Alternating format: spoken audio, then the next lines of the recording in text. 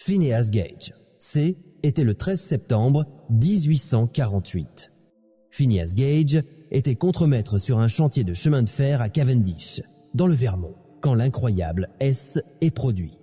Il utilisait une barre à mine pour tasser du sable et de l'argile dans un trou au-dessus de la poudre explosive.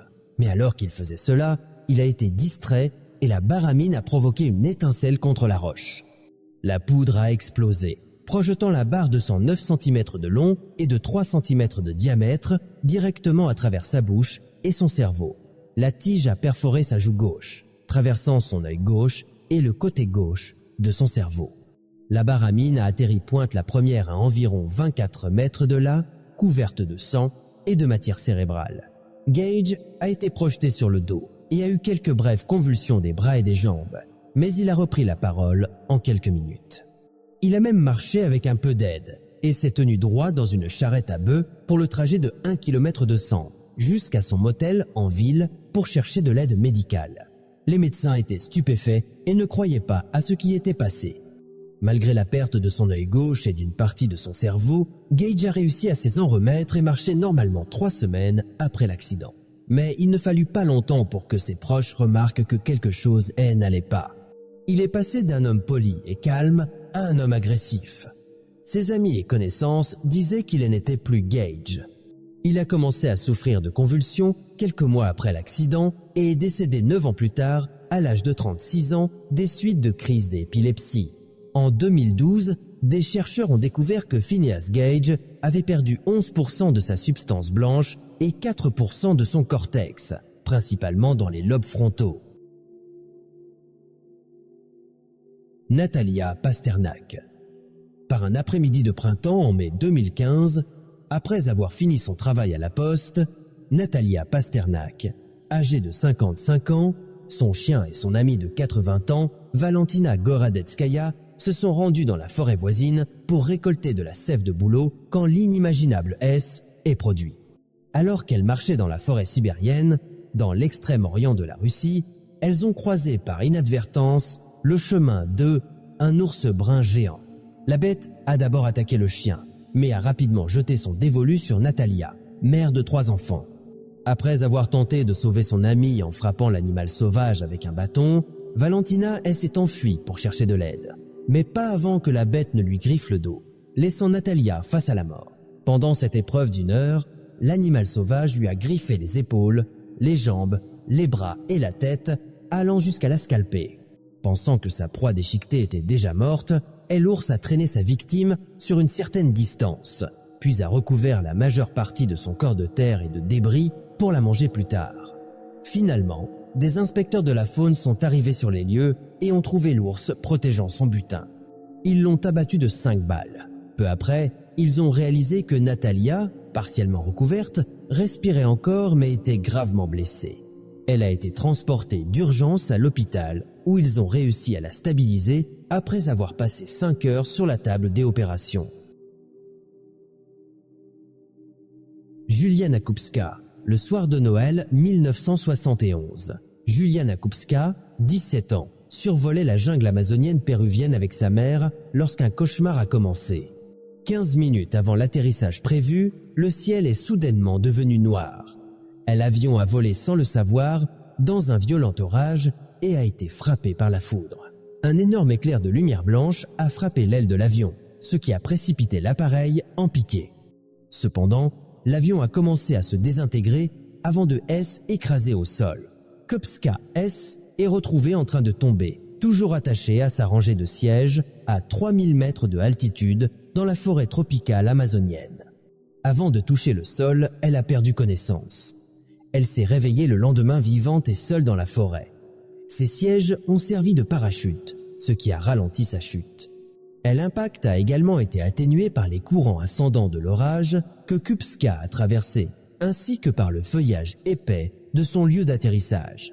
Elle a survécu à la chute, mais a souffert de blessures telles qu'une fracture de la clavicule, une coupure profonde au bras droit, une blessure à l'œil et une commotion cérébrale. Son cauchemar était loin d'être terminé. Elle était capable de marcher, mais elle ne voyait pas bien après avoir perdu ses lunettes pendant la chute, et elle devait faire face aux dangers de la jungle, comme les jaguars, les serpents et les grenouilles venimeuses. Dès une manière ou dès une autre, elle a réussi à trouver un ruisseau et l'a suivi en marchant au milieu de l'eau, car C était plus sûr que de marcher à travers la jungle. Après 9 jours seule dans la jungle, à lutter contre de graves piqûres d'insectes, une faim extrême et une infestation d'asticots dans ses bras blessés, elle a réussi à trouver une cabane avec un toit en feuilles de palmier, un moteur hors bord avec un grand bateau et 1 litre d'essence. Elle a aspiré l'essence et l'a versée dans sa plaie. La douleur était intense, alors que les asticots essayaient de les enfoncer plus profondément dans la blessure. Elle a retiré environ 30 asticots tout en souffrant d'une douleur atroce. Épuisée, elle a décidé de passer la nuit sur place. Le lendemain, elle a entendu les voix de plusieurs hommes à l'extérieur. Lorsqu'ils l'ont vue, ils ont été alarmés et ont cessé de parler. Ils pensaient qu'elle était une déesse de l'eau. Mais une fois qu'elle a expliqué ce qui s'était passé, ils ont soigné ses blessures, lui ont donné à manger et l'ont ramenée à la civilisation le lendemain. Elle a rapidement été transportée par avion vers un hôpital où elle s'est rétablie et a retrouvé son père. Elle a appris plus tard que 14 autres passagers avaient survécu au crash initial, mais qu'ils étaient décédés en attendant d'être secourus, y compris sa mère. Il a été révélé plus tard que l'avion dans lequel elle se trouvait avait une mauvaise réputation à cause de plusieurs crashs récents, et pour aggraver le danger, ils avaient traversé la tempête alors que c'était dangereux, simplement pour respecter le calendrier des vacances. La compagnie aérienne a perdu sa licence et a fermé 11 jours après l'accident. Casey Wagner. Par un après-midi d'automne en octobre 2013, Casey Wagner, 31 ans, participait à un événement tout-terrain annuel appelé Rednecks with Paychecks à San Joe, au Texas, quand des nuages d'orage ont commencé à s'amonceler au-dessus de lui. Il a décidé de se réfugier sous des arbres en attendant qu'un ami revienne des toilettes. Soudain, il a vu des étincelles jaillir du tronc de l'arbre. Casey a été brusquement frappé par la foudre, et alors qu'il était en l'air, un deuxième éclair a frappé ses bottes de travail avant même qu'il ne touche le sol. L'éclair a remonté sa jambe et a traversé le côté de son corps et son bras gauche. Wagner a commencé à appeler à l'aide alors qu'il gisait là, paralysé, à part chance. Une infirmière qui se trouvait à proximité est précipitée à son secours et l'a gardé calme jusqu'à l'arrivée des secours. Étonnamment, Wagner s'en est sorti avec seulement des blessures mineures et a pu quitter l'hôpital après avoir passé qu'une nuit en observation. À part un essoufflement, des muscles endoloris et une sensation étrange, Casey est un miracle vivant. Pour situer le contexte, la probabilité d'être frappé par la foudre aux États-Unis est de 1 sur 1 million. Et Casey a été frappé non pas une fois, mais 2 fois en l'espace de quelques secondes. Candela. À la fin du mois de mars 2022, une jeune fille nommée Candela attendait un train dans la capitale de l'Argentine, Buenos Aires, quand elle a soudainement perdu connaissance. Ce qui s'est passé ensuite était terrifiant. Elle a perdu l'équilibre et est tombée à genoux, sa tête atterrissant dans un espace étroit entre 2 wagons de métro et son corps entre le métro et le quai. Les personnes à proximité étaient sous le choc, pensant avoir assisté à la mort tragique d'une jeune femme. Ils étaient loin de se douter qu'ils venaient d'assister à un miracle. Quand le métro S est arrêté, les gens se sont précipités pour la sortir de sous les wagons. À la surprise générale, elle était vivante, a rapidement repris connaissance et semblait indemne. Elle a été immédiatement transportée d'urgence à l'hôpital où on lui a diagnostiqué une côte cassée, une perforation du foie, une fracture du crâne entre le nez et le sourcil et une commotion cérébrale qui lui a fait perdre l'audition d'une oreille. Juha Wisniewska. Était en février 2007 et la parapentiste allemande Wisniewska était en Australie pour se préparer au championnat du monde de parapente quand l'impensable est produit. Après avoir ignoré les avertissements de violents orages, elle a décidé de décoller. Peu de temps après, alors qu'elle passait sous les nuages d'orage, elle a été aspirée dans le courant ascendant d'un cumulonimbus qui possède une force verticale ascendante très puissante. Hélène avait aucune chance, incapable de sortir. Elle a été soulevée à une vitesse de 77 km/h jusqu'à une altitude de 10 054 mètres selon son GPS. Pour vous donner une idée, c'est plus haut que le mont Everest. Alors que les éclairs brillaient autour d'elle, elle a été frappée par des grêlons de la taille D, une balle de baseball, et a subi des températures de moins 55 degrés Celsius. Elle a perdu connaissance pendant le processus. 45 minutes plus tard, elle s'est miraculeusement réveillée, désorientée, fatiguée et couverte de glace. Son altitude était alors de 7000 mètres. Elle a échappé à la tempête et a atterri en toute sécurité 3h30 plus tard, à environ 60 km au nord de son point de départ, dans une ferme voisine, ne souffrant que de légères engelures aux extrémités. Danny Bolk, C, était en mai 1980 et Danny Bolk et son ami Brian Thomas ont été violemment réveillés pendant un camping dans l'État de Washington, dans le nord-ouest du Pacifique. C était l'éruption du mont St. Helens et le souffle se dirigeait vers la prairie où ils campaient avec 4 autres amis. Alors qu'ils couraient pour sauver leur vie, cherchant refuge dans des arbres, le jour est devenu noir. Balk a été frappé par une vague de chaleur qui a aplati les arbres et par une pluie de cendres, de boue et de glace qui l'a recouvert de poussière et l'a plaqué au sol. En quelques secondes, il est passé du froid glacial à une chaleur de four. Quand Balk s'est relevé, il a appelé Thomas, puis a rampé jusqu'à la rivière pour apaiser ses mains brûlées et sa jambe gauche dans l'eau chaude et boueuse. Il a repris ses recherches, grimpant sur des arbres abattus jusqu'à ce qu'il sente une main sur son épaule gauche qui lui a fait perdre l'équilibre.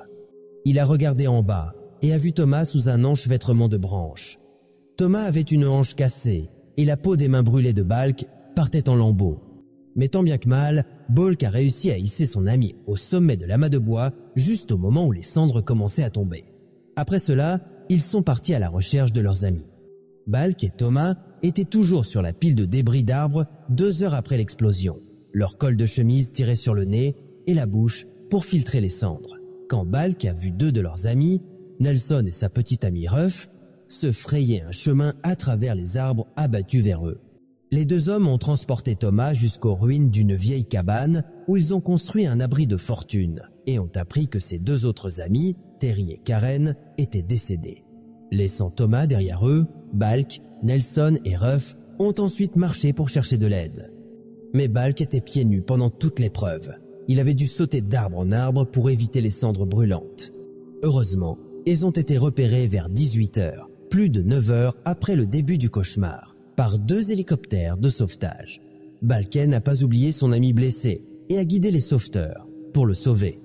Il a été transporté par avion au centre médical St. John à Longview, où lui et Thomas ont été hospitalisés. Une fois que les analgésiques ont fait effet, Bolken a repris connaissance que le dimanche suivant, 7 jours plus tard. Helen Kleibin, C, était le 4 février 1963 et Helen Kleibin, 21 ans, se trouvait à Anchorage, en Alaska, lorsqu'elle a décidé de faire du stop jusqu'à San Francisco en partageant un avion monomoteur avec un pilote inexpérimenté de 42 ans, Ralph Flores. Peu de temps après le début du voyage, cependant Flores a rencontré une tempête de neige qui les a déviés de leur trajectoire. Il est monté au-dessus des nuages pour essayer d'échapper à la tempête, mais il a dû redescendre pour voir les points de repère et atteindre leur destination. Une fois redescendu, il s'est immédiatement retrouvé trop près des montagnes et des arbres, et avant qu'ils ne puissent réagir, ils se sont écrasés. Miraculeusement, ils ont survécu, mais se sont retrouvés isolés, seuls dans une forêt couverte de neige dans le Yukon canadien, en plein hiver, avec des températures descendant jusqu'à moins 50 degrés Celsius. Helen souffrait d'un bras cassé et de pieds écrasés, et Flores avait une fracture de la mâchoire et des côtes fêlées. Ils ont réussi à construire un abri en utilisant un morceau de tissu et les coussins de l'avion. Ils ont également utilisé les tapis de l'appareil comme couverture et l'essence du réservoir pour allumer un feu afin de se réchauffer. Ils n'avaient aucune nourriture à part, 4 boîtes de sardines, 2 boîtes de thon, quelques cocktails de fruits et des biscuits salés, qui ont été rationnés, mais ont duré que 10 jours, les forçant ensuite à faire de la soupe avec de la neige fondue. Finalement, Flores a rassemblé assez de force pour se rendre dans un lac gelé à proximité, où il a écrit un grand signe SOS avec une flèche pointant vers leur camp. Ce n'est que 49 jours après l'accident qu'un pilote local de ravitaillement, Charles Hamilton, a vu le signe, les a secourus et les a emmenés à l'hôpital général de Whitehorse. Bien que pâle et épuisée, Flores pouvait marcher avec de l'aide, tandis que mademoiselle Claybin était sur une civière.